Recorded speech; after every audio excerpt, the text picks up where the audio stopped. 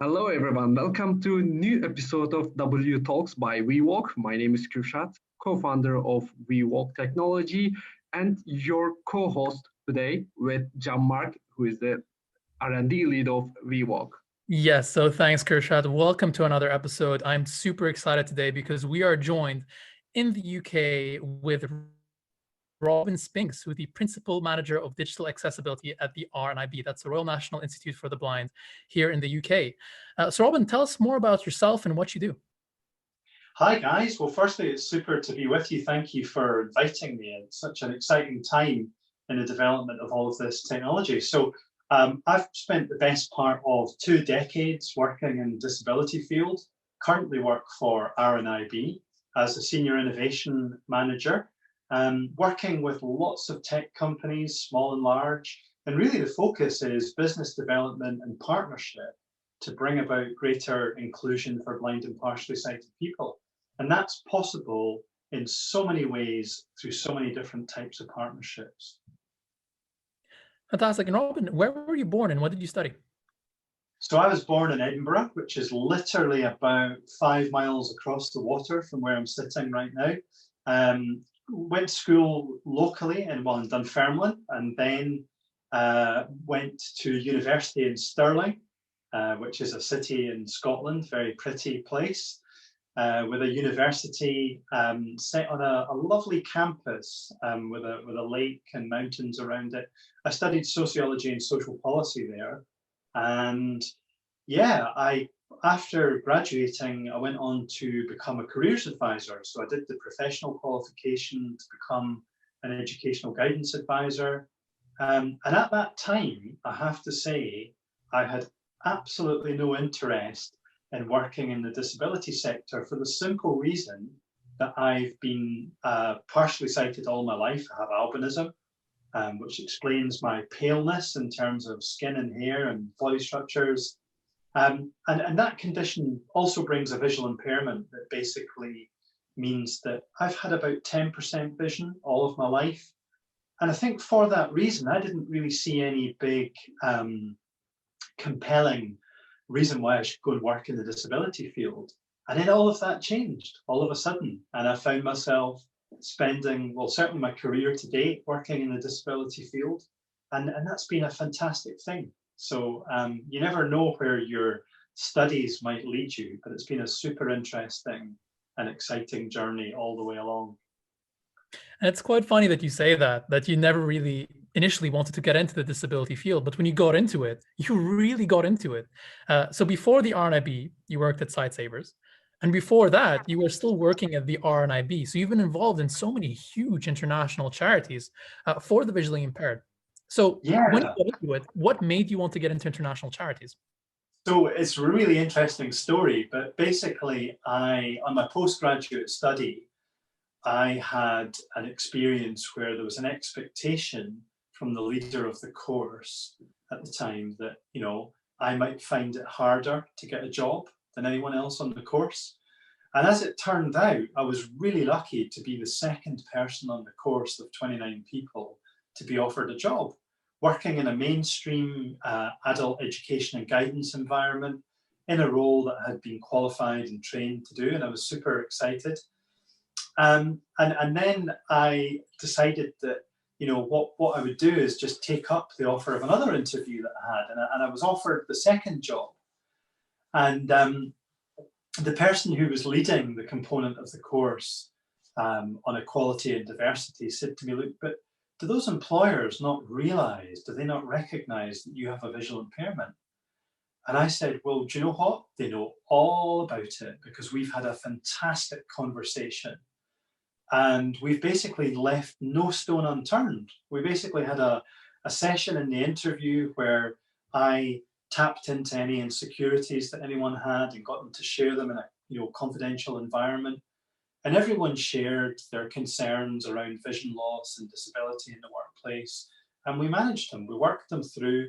We spent about 20 minutes talking through all the concerns people had.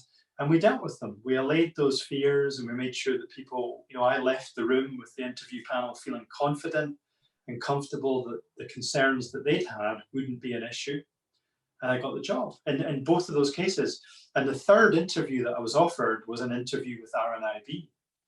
And I had to work as an employment consultant, working with employers to try and sensitize companies to disability. And what I realized at that point was that I had completely underestimated the extent to which employing organizations and educational institutions would feel that disability made a big difference and was potentially a barrier. And, you know, I just underestimated it personally because my life was completely normal to me. I'd grown up doing everything that everyone else did, doing all the silly, fun things, riding my BMX. That was when BMX was in the last time round. And, you know, I'd done it and I'd kind of found my own limits. And many people had said, look, you know, Robin maybe shouldn't do this, he shouldn't do that. And I think I'd been really lucky to have supportive parents and, you know, 2 great siblings who knew that I couldn't see properly, but really wanted to push me to the limit of what I could do. And I think for that reason, it was no big deal to me. But what I was suddenly realizing was for other people, maybe they felt it was going to be a big deal. So that's what prompted me to go and work in disability. I spent about 6 years working as an employment consultant, designing and delivering training and consultancy packages to employers, speaking and traveling up and down the country, all over the UK. And then I decided I wanted to go traveling. Happens to a lot of people at a certain point in their life. I think I'd turned 30. And I bizarrely was just planning to go away traveling for 6 months. And I got this call from a recruitment consultant telling me about this job that involved lots of international travel. And I said, look, I'll really happily share it with everyone in my networks, tell them all about it, encourage them, but I need to declare a conflict of interests. And that conflict of interests is that I'm super excited about this opportunity myself, and I would like to be considered for it. So they said, look, no problem, just, you know, share it, do the thing, share it with everybody, encourage them, which I did. Encouraged quite a lot of people. I don't know whether or not any of them ultimately went for it, but I did.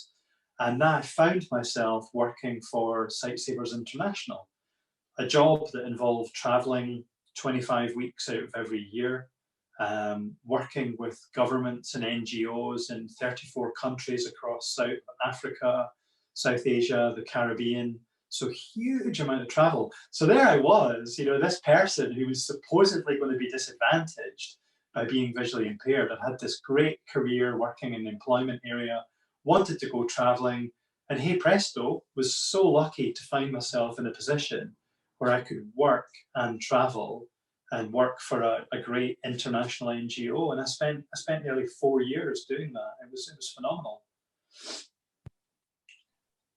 That's amazing. And one thing I want to pick on what you said over there, it's the community and actually pushing yourself to the limit. And the influence of the people around you is significant. I mean, I felt it, and Kirshat, I don't know if you want to say something about that, but having people that support you and go, your disability doesn't necessarily limit your ability to do something. I mean, in visual impairment, there's so much you could do. It's almost like you have a unique perspective on the world. I mean, with my visual impairment, my lived experience is what goes into our design. So it's almost a benefit in that sense that, you know, I have this appreciation of the community. Yeah, and you know, I guess you could look at your own experience, Jean-Marc, and your flair for engineering and your interest in cars and how things work and rebuilding whole projects that you've shared with me. You know, maybe for you that was something that was actually encouraged and motivated by that very support network that you had. So, Robin, you are a really good role model for the not only for the visually impaired people, also their families, because as you said, family support is so important on visually impaired people's success. Actually, this is also important for everyone, not for the visually impaired people. Also, also RNIB support is so important for the visually impaired people and their parents as well. So could you give some information about RNIB and their services? Maybe there are some audience they don't know what is RNIB and what they are doing, etc. Sure. So RNIB is one of the UK's leading organisations of blind and partially sighted people. It's been in existence for over 150 years, and it provides a very diverse range of services, everything from policy and campaign support and lobbying of government, through to information, advice and guidance, and also work with the technology industry, working with companies to improve the access to technology, the area I'm involved in. But we've also provided a huge range of services like our Talking Books service, which is a flagship that we're known for around the world, our Bookshare service, a whole range of digital services that are designed to give people greater access to information. And we're very prolific in eye clinics across the UK.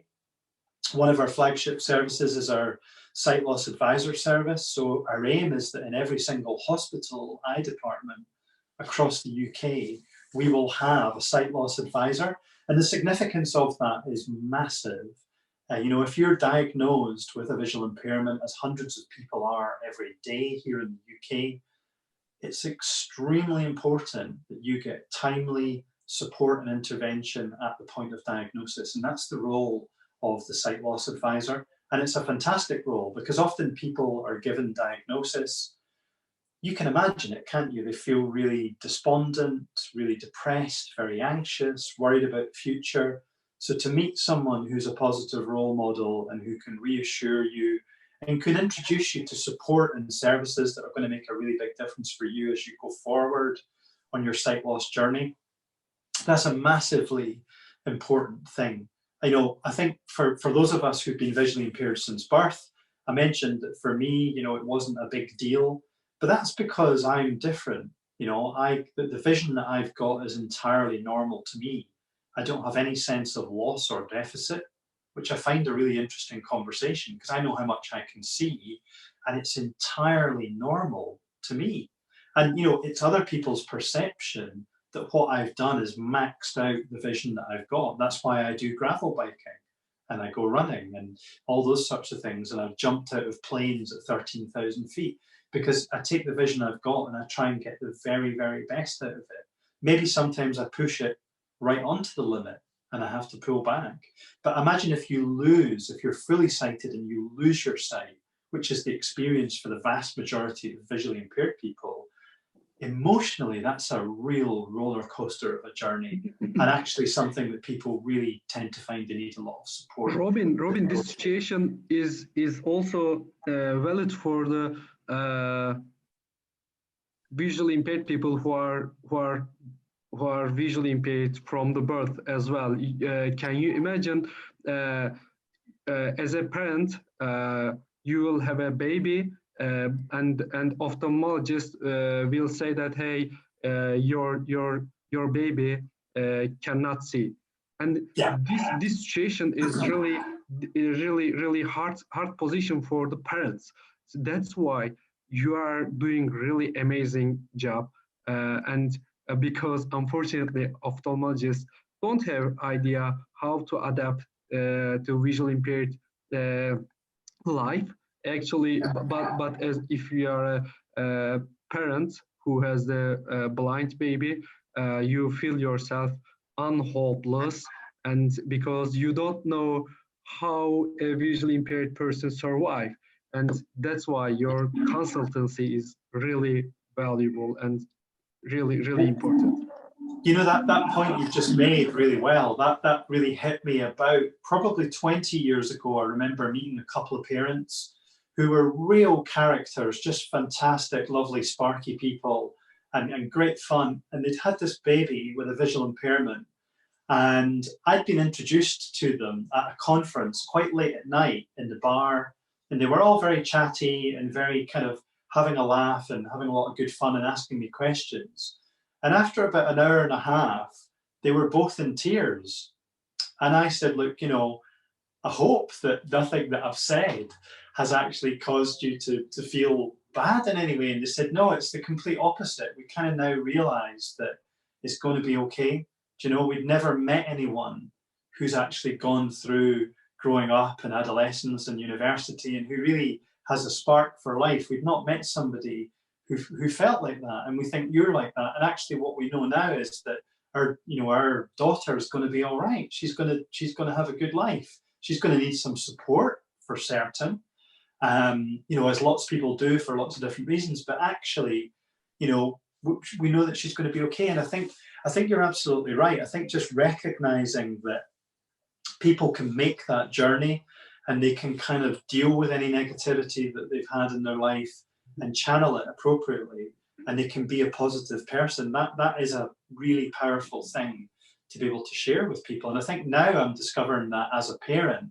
My wife and I are both visually impaired. We've got 2 small boys who are both fully sighted. They ask questions of us, and they're aware, the older one's very aware of the fact that, he describes it as mummy's eyes don't work and daddy's eyes aren't that good. But, it's just really simple language that's helpful for them to understand. But now we're approaching the issue it puts a really interesting light on it when your 5-year-old spots a ladybird on a leaf and tells you to stop and come and look at this, and you just think it's a bush, and then they say, no, look at that, and you think it's a leaf, and then you've got to get your magnifier out or your phone to discover that it is a ladybird. But it's fun, and it's a new learning journey for us as parents, and for me as an individual, to be thinking about it from that perspective. I think there's something quite interesting there as well, which is, and this is a term which I've been thinking about, it's that normalization, but not normalization to belittle the problem, not to say, oh, you're visually impaired, there's no issue there, you'll be able to support yourself. Rather, it's an empathetic normalization. So empathizing, sympathizing, but going, this is not the end of the world. And that thing about time criticality also is important. So from my personal experience, and this is from my parents, bless them. I mean, when I was born, I was visually impaired in Lebanon and in Abu Dhabi. I was born in Abu Dhabi. The understanding of visual impairment and the support networks surrounding me weren't huge. So there was a huge burden essentially on my parents. Not a burden in the sense that, oh, we have a visually impaired child, but more that, where would you go? I mean, I can imagine here for people born in the UK, because seeing what the RNIB does, it's very encompassing. It's almost there for every step of the journey. And that is important, because if it wasn't for my fortunate parents who were like, Jean-Marc, we empathize with you and we're going to give you the support you need, it could have gone very, very differently. And it's also staged. I don't know what you think about this, but once you start to normalize your own visual impairment, your confidence goes up, and that could also be problematic sometimes. So when I was 17 or 18, I'd go, okay, I'm now used to my visual impairment, but I don't want anyone else to perceive me as having a visual impairment. I don't want to walk around with a thimble cane. So it becomes almost like I'm now too confident. It's like, I don't want to have this. I totally, do you know what? I'm sure you and I are going to discuss this over dinner sometime, Jean-Marc. I totally get where you're coming from. And I think, I often wonder, what's the intervention that we could provide for teenagers to kind of get them over that hump? Because I felt that really acutely, because I could do lots of things in a sighted way, but I wasn't sighted enough to be fully sighted, and I wasn't blind enough to be blind. I was kind of in what my South African friend calls the twilight zone, which is basically where you're neither one nor the other. And that it's interesting, because people perceive you, some people perceive you as being fully sighted. Some people perceive you as seeing less than you can see. And it can sometimes feel like a lonely place being there. But, I'm sure that there's a lot we can do to help young people to just negotiate that for what it is. And actually, I think getting to the point where you feel confident, and it might be, I remember for me, it was in a dating situation where I was just saying to this girl that I liked at the time, look, I'm not sure that you're aware of it, but, I've got a visual impairment, do you want to know how it affects me? And it was kind of plucking up quite a lot of courage to say that. And actually, to my surprise, in that particular case, there was no negativity whatsoever, but it opened up a conversation about a health issue that she hadn't wanted to talk about. And it became a really, really positive channel for conversation. So you never can tell where, the disability conversation is going to take you. And I think we really do need to reach out to young people who are in that zone of not wanting to identify, but not being able to identify as being people who don't need any support, just being, I guess, being cool about it. And one of the ways that I think we could do that really is with tech. On Yeah. providing these discrete solutions where, yes, you can be open with people, you could tell them what you need, but to the point where you no longer feel like a burden. And I know it's quite harsh to say, but I think I speak for at least every visually impaired person, or the majority, that whilst we want to be independent, obviously we want to be independent. Obviously we wish, I guess in the majority of cases, we weren't visually impaired. But once you come to accept it, you kind of just want to get on with your life, and you want to do it unobtrusively. You want other people to empathize with you, but you don't want to almost feel like you're completely dependent on them. I mean, that's what we strive for, that independence through good knowledge and through good tech. And one thing we noted at the RNIB, and this was quite inspirational when I was watching it, because I own a couple of Alexa devices. I didn't trigger her. That's good. I just realized as I said that, the whole house is going to light up. That you guys had done a campaign with the RNIB and Alexa, and how voice tech can be used in new ways. How did that come about? I'm very curious. And what impacts have you seen? So that campaign came about as a result of a presentation that I delivered at the Global Devices Summit for Amazon in Luxembourg last year. And one of the funny things Amazon do is when they run a conference, they hire a nightclub afterwards. And as someone working for a charity, I'd been asked to do this by Amazon. They're paying for it. So I fly over to Luxembourg.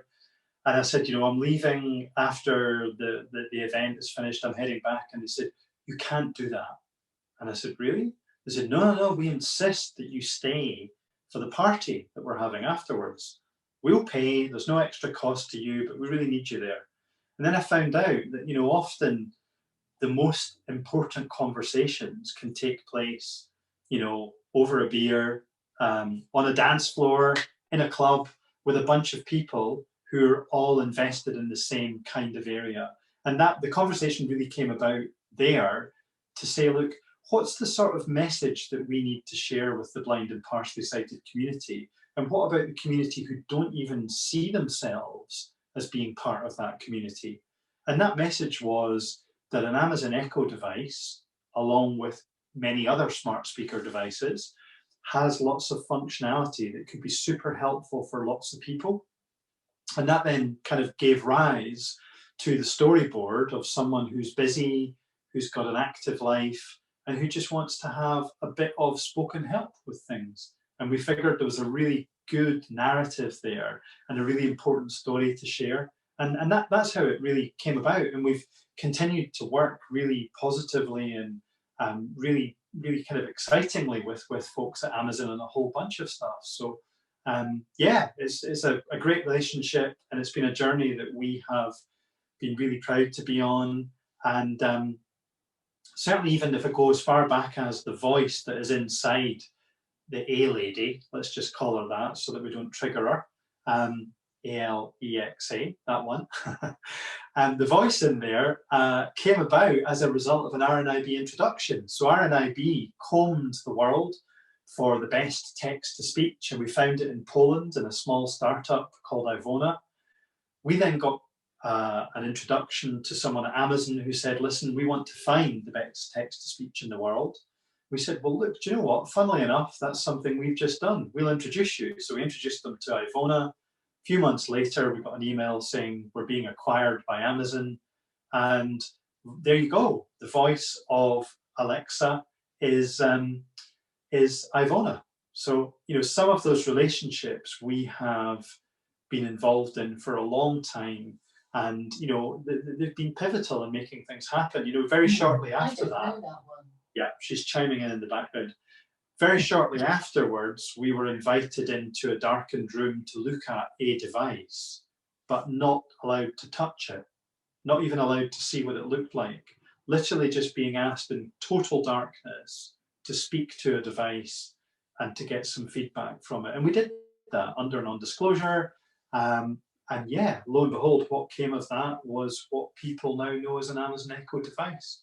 So it's a super interesting journey when you think about different pieces of the jigsaw slotting into place at different times, sometimes coming together in the most unexpected ways, but ultimately creating changes that become really, really mainstream and influence people in all different areas of life. So I think that's one of the things that's super exciting about being in this space, because you can't guess what's going to happen. You can look at the landscape, you can take into account all of the trends and variables and all of the kind of market forces and all those sorts of things, and you can make a prediction, and it is only that. But technology is evolving so fast, and it's moving really dynamically in the space that we're in. It's a great place to be. Robin, do you or the RNIB have future plan for extending voice technology? Yeah, I mean, we feel that voice is a crucial, in fact, completely central component of the future of access. So access and inclusion into every area of life. We think that voice has got a central role to play in every bit of that. So whether we're talking about access to chip and pin machines, access to cash registers, access to public access terminals, access to retail stores and what they'll look like in the future, or simply navigating an operating system on a TV, a tablet, a smartphone, a smartwatch, or any other kind of wearable. We're absolutely convinced that voice is at the heart of that. And in so many ways, at the heart of it through being able to utilize mainstream tools, but also being able to, where it's appropriate, draw upon specialist providers who can create solutions that run alongside or run on top of those mainstream solutions. So it's a kind of diverse landscape, but yeah, voice. And I should add to that, voice that is customizable. So voice that can be personalized for the needs of the user. If someone with a hearing impairment needs voice with a particular intonation, but they also need to have subtitles in large text, highly personalizable voice output is what we would like to create. It's not a one-stop shop. We don't just need to make everything able to talk and that's it. We need to be able to think about multimodal access to information. But yeah, voice is absolutely at the core of that.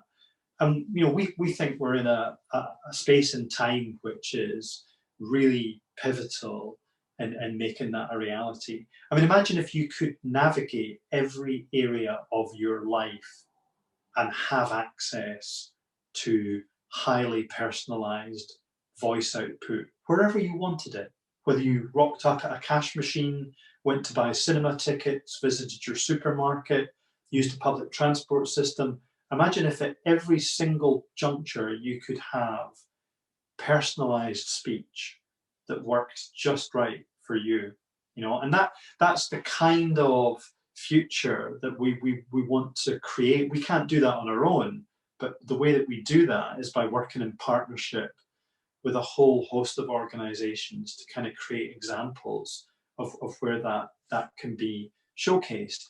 And I mentioned multimodal, highly personalized speech, but we shouldn't forget in that picture haptics and the role that can play. That's something that we're going to embed into that journey, and we're going to make that available in all sorts of ways, because it's a really helpful medium, of course, for all of us who are visually impaired. Mm-hmm. Besides voice technologies, other technologies such as navigation systems and haptic systems, etc. We all agree that these technologies are making our lives really easier and help us to increase independency, and they are providing us full and equal participation in social life. However, safety and effectiveness of these technologies are only as good as environment and attitude of the people around them. My question is, what have been the biggest challenges and barriers the RNIB has faced in fostering inclusive and safe environment? I think there are many examples, but if we use, for example, public transport as an example, that's a really interesting one. We've got hundreds of public transport operators around the UK. We've got a common framework and specification in terms of equality legislation, but we've got quite different experiences when it comes to utilising public transport. And thinking not just about that transport in terms of a bus or a train or, maybe even an aircraft, thinking about it in terms of the anatomy of the journey. So deciding that you want to go and travel somewhere, beginning to do your exploration and research into that journey, making your choices in terms of purchasing tickets, making the purchase, getting the ticket, beginning the journey, on-board assistance, exiting, how you then move on to your ultimate destination and how the journey fits in. You've got to think about a journey from that anatomy of a journey perspective. And if we look at the totality of that, that still remains a large challenge for people. So bits of it can be accessible. For example, you can have the rail vehicle accessibility regulations that mandated certain things on trains, for example, like a passenger information system that speaks out the names of stations and also announces them in a visual and non-visual way for all customers. That's very helpful, and that makes a difference for blind and partially sighted people, but it doesn't create an inclusive journey from end to end. It's one bit in that chain. Working with people who work on train stations, for example, that's another bit of it. Making sure that they're aware of visually impaired people's needs, know how to guide, know how to assist and approach, understand the etiquette. So what that example probably begins to demonstrate is that there are so many different pieces of the puzzle that need to be created in an accessible way and need to be good, positive, inclusive experiences. So I guess when you think about those big barriers, access to information is a kind of all-encompassing thread there, because you need to get to the train station using information. You need to interface with a ticket machine potentially, or at least a kiosk to collect the tickets that you've purchased online. So all of those things remain a challenge for people on a day-to-day basis. Connecting with people still remains a challenge for many older blind and partially sighted people. We know that loneliness is a huge issue. Technology can play an enormously powerful role in enabling that to be reduced as a barrier. And voting systems, let's just throw this in. We don't have in the UK a fully accessible voting system that a blind or partially sighted person can use consistently in all parts of the country. We've got varying levels of support provided when you rock up at the polling booth, but those are transport and voting, access to shopping, for example. You might have a great in-store experience from a sales assistant who knows how to guide, who knows how to describe in an inclusive way. But what if getting to the shop and getting information about what you want is tricky? What if the purchasing of goods and services via the website doesn't work? We've seen examples of websites that we've audited where the shopping experience is really positive. The website is accessible until you come to make a purchase and you can't make the purchase. That's a bit like trying to go into a sweetie shop and actually not being able to, make the purchase of your favorite sweets. You can look in the window, you can think and understand what it is that you want, but you can't ultimately choose what it is you'd like to buy. So you mentioned journeys and how every part of a journey has to be accessible for it to be effective. And that's especially important for the visually impaired, and at least in our personal experience. With the visually impaired, if you have an inaccessible part of your journey that just so happens to be a critical part, such as buying a ticket, I mean, digital ticketing has been a big part of contention here in the UK. It could be a complete showstopper to your journey. It's not a nuisance that might add a few more minutes, like missing a train, but it could be something which adds anxieties, which may want to stop you from traveling. But as you mentioned, it's many pieces to a puzzle, but I think it goes further than that. So if we look at RVAR, the Rail Vehicle Accessibility Regulations, we see that there's been a lot of work and research done in making sure these standards are up, are achieving something. But there's still way more to go. If we look at RVAR's classification for high contrast signage, it just says we must provide good contrast. There are no statistical figures. And if we look at TfL's actual work on contrast, if you look at the work that was done on buses, for instance, changing the handrails to yellow, that was driven by lived experiences. It wasn't a regulatory thing, because the regulations actually say you have to make the poles a dark color so they can contrast better with the surroundings. Yeah. So there's almost two parts to it. Yes, the regulations are important, but the lived experiences are even more important. But it's also understanding within the regulations that these things are really critical. It's not just good enough to say we must have good contrast, but failing to do so can just stop you completely. I think you're dead right. And RVAR, or Rail Vehicle Accessibility Regulations, is a really interesting example, because when they were first introduced, which is probably nearly 20 years ago, a lot of the train operators at the time were trying to challenge those regulations. And I know one of them in particular actually set out to comply with the regulations. So they set out to demonstrate everything that was in the Rail Vehicle Accessibility Regulations, and they did that. What subsequently happened is that we've actually had recent procurements of rolling stock where that has almost progressed a little bit. So we've not had the color contrast, for example, being delivered in the same way that it was delivered 15 or 18 years ago. And I guess that's just because a lot of operators have been able to decide what they want to do. The procurement mechanisms have changed as well. And some of that, I would argue, we need to do more work on. And that's completely agreed. And that's also in conjunction with working with organizations like the RNIB or focus groups. I cannot stress how important it is for organizations and anyone that's watching from an organization to involve focus groups, to involve test groups. That will actually tell you about accessibility issues you may have never thought of, because you never know until you know. And I think another great example of this is the RNIB's policy on bus stop bypasses. So that's been, again, another huge issue of contention. And the work that I've done with TfL and IDAG, we've noticed that, yes, TRL, the Transport Research Labs here in the UK, have done some great work on highlighting these accessibility issues. But these issues never came up during the actual initial design. There should have been much more involvement of the RNIB and much more involvement of these visually impaired communities to stop things like this from even rolling out. And I mean, I've seen the RNIB's policy on this. It's so crucial to have organizations like the RNIB and large bodies or even small groups assist in things like this, because you never know until you know.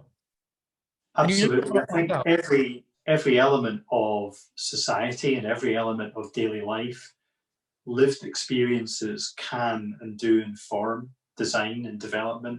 And I think that's something we will tell every company that we work with, is that if you do that, if you build in the lived experiences of individuals into your planning and your development, your redesign, what you ultimately get is something that reflects people's needs in a broad and all-encompassing way. And that's the way to create great products and services. So I've got one more question for you, Robin, and that's about the future, because it's always a learning process. I mean, we've learned a lot from the RNIB, and likewise, I hope that through our journey together, we've all learned something through WeWalk. Absolutely. So assistive tech currently can take many forms. I mean, as WeWalk, for instance, we're still a device that relies on a smartphone or a data connection. If we look at other tech out there, people are trying out new form factors. But the future of assistive tech is still quite segregated. Some people are following a wearable route. Some people are following augmentation of devices we already use, such as the smart cane, for instance. Some people are working on new navigation systems. What do you think the future of assistive tech will be? Do you think we're going to have a whole new category of devices? Do you feel we're going to have devices that supplement currently existing devices? And what do you want to see? I think there are a couple of things here that it's worth mentioning. One really is that I think there are three macro level trends that are going to influence massively what happens to assistive technology. The first one is artificial intelligence and computer vision. We've already started to see that creating great opportunity in the space of identification and condition appraisal and general on-the-spot help for people. We'll see a lot more of that as AI becomes much more of a kind of consumer proposition. The second thing is the rollout of 5G. We're at the incredibly early stages. It's early adopters that are climbing on board with 5G. It'll be a little while before it is ubiquitous, but that will deliver huge changes for people, just in terms of the way that people think about internet access. Move over home broadband, even fiber, once we're properly out there with this stuff.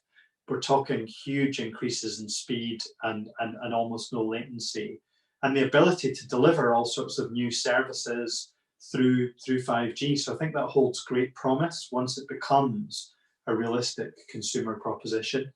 And then the third trend in that is the Internet of Things. So I think we're seeing this massive web of billions of connected devices, be they doorbells, thermostats, vacuum cleaners, kitchen appliances, smartphones and tablets and wearables, and the opportunity to create a mesh of inclusion opportunities for individuals and for communities at large is really huge when you begin to scale that up and you begin to see blind and partially sighted people really benefiting from the Internet of Things in their own lives. So my connected vacuum cleaner, doorbell, thermostat, smart speakers, all of those things in my house, my smart lights, they make it easier for me as someone with a visual impairment because they're smart. They weren't necessarily designed for me, but the impact that that's having is actually reducing the extent to which I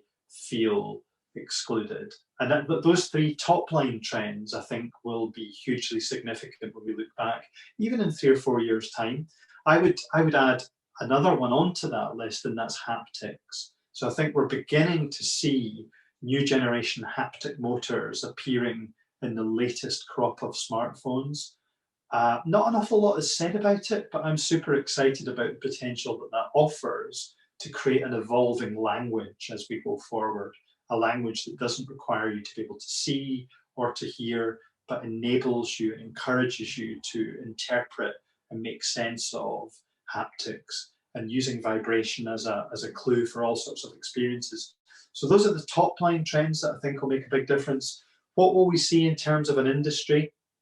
Some people would be of the view that mainstream technology will answer everyone's accessibility need. I don't think that that is the case.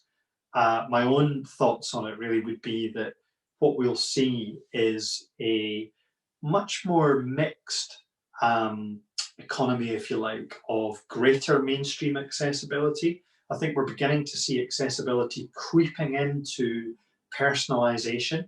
So if you're one of those people who just can't see quite as well as you used to, you can go to personalization on your device and you can make the font bigger, you can have a dark theme, you can maybe change your color theme. You can personalize it to work for you, almost outside of the camp of accessibility. And that's a great thing that we need to encourage.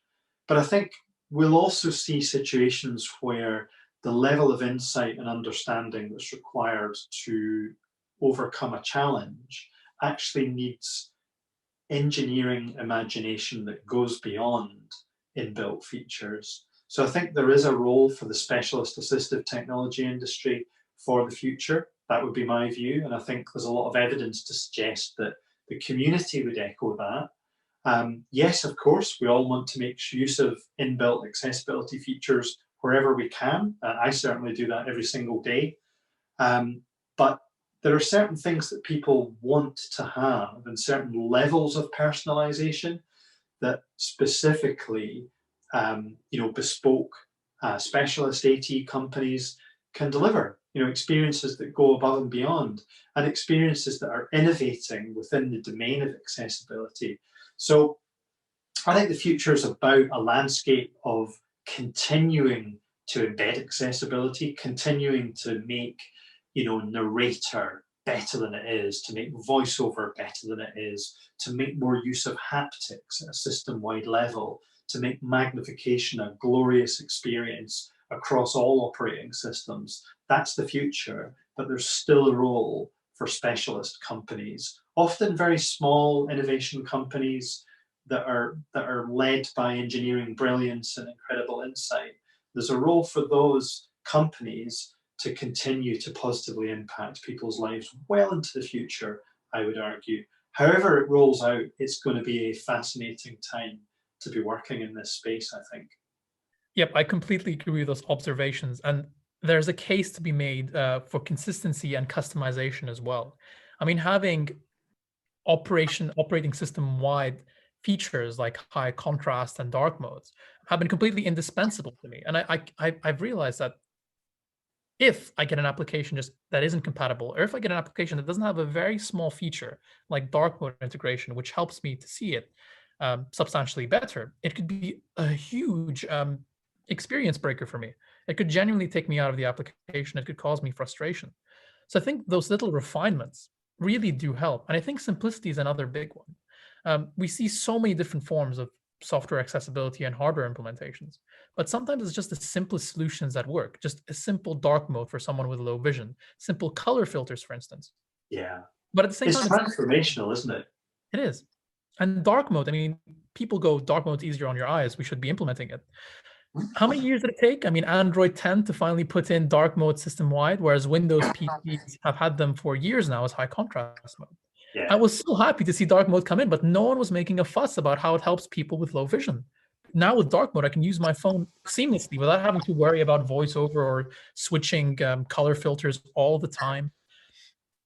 Yeah, I mean, you and me both, you know, I use it every single day. I have all my devices set to dark mode.